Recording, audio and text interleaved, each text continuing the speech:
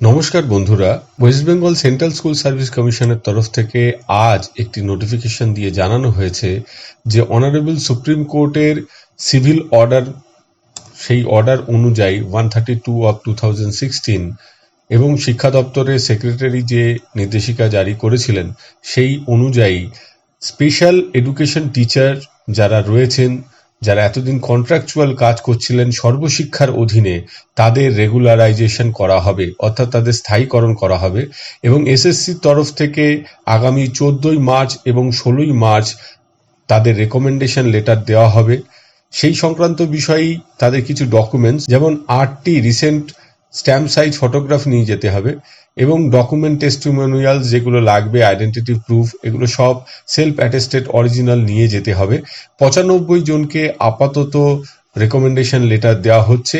খুব শীঘ্রই বাকিদেরও recommendation letter দেওয়া হবে, অর্থাৎ রেগুলারাইজেশন করা হবে, স্থায়ীকরণ ঘটবে। তো এইটা অত্যন্ত আনন্দের বিষয়। সর্বশিক্ষার অধীনে কর্মরত যে স্পেশাল এডুকেটর, তারা কিন্তু স্থায়ী হয়ে যাচ্ছেন, তাদের একটা স্কেল তারা পাবেন। এই একই দাবি কিন্তু সর্বশিক্ষার অন্যান্য কর্মচারীরা, বিশেষ করে পার্শ্ব শিক্ষকদেরও ছিল। এক্ষেত্রে আমি মেনশন করতে পারি, এই নিয়ে এর আগেও আমি ভিডিও বানিয়েছি, সিভিল অ্যাপিল নম্বর যেটা 2026-এরই 9459, যেটা 2023-এর এসএলপি থেকে অ্যারাইজ করেছে, সেই যে সেই কেসটা যদিও উত্তরপ্রদেশের সর্বশিক্ষার কর্মচারীদের, সেখানে অর্ডারের একটা জায়গায় সুপ্রিম কোর্টের যে জাজমেন্ট, তাতে বলা হচ্ছে যে কোনো ইনস্ট্রাক্টর বা টিচাররা continuously for over 10 years in a row are deemed to be employed permanently against deep substantive post। অর্থাৎ 10 বছর যদি পরপর ধারাবাহিকভাবে কোনো কন্ট্রাকচুয়াল টিচার বা ইনস্ট্রাক্টর কাজ করে থাকেন, তবে তাদের কিন্তু পার্মানেন্ট করতে হবে এবং তাদের সাবস্টেন্টিভ পোস্টে নিয়োগ করতে হবে।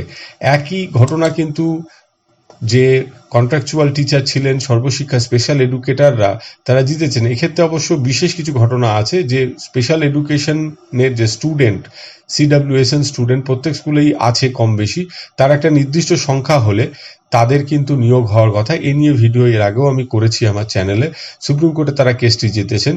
কিন্তু দেখা যাচ্ছে যে সর্বশিক্ষার অন্যান্য কর্মচারীদের ক্ষেত্রে, এটা উত্তরপ্রদেশের কর্মচারীদের ক্ষেত্রেও কিন্তু একই রকম রায় হচ্ছে, এবং সেক্ষেত্রে সুপ্রিম কোর্টের একটা পর্যবেক্ষণ অত্যন্ত তাৎপর্যপূর্ণ, যে 10 বছরের অধিক সময় কাজ করলে তার পার্মানেন্ট করা উচিত এবং তাদের কিন্তু স্কেল দেওয়া উচিত।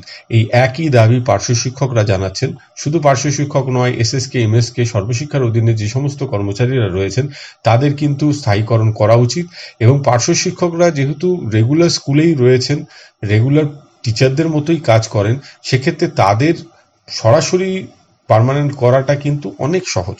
এখন রাজ্য সরকার এই সিদ্ধান্ত নেবেন কিনা, বা পার্শ্ব শিক্ষকরাও কোর্টের দ্বারস্থ হবেন কিনা, সেটা সময়ই বলবে।